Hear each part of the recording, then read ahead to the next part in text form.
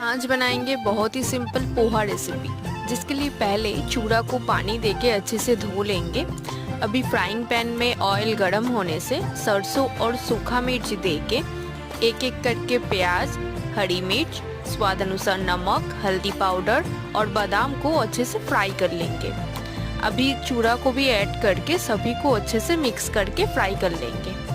अभी सभी फ्राई हो जाने से लास्ट में थोड़ा सा शुगर और घी देके सर्व करेंगे हमारी टेस्टी टेस्टी पोहा रेसिपी।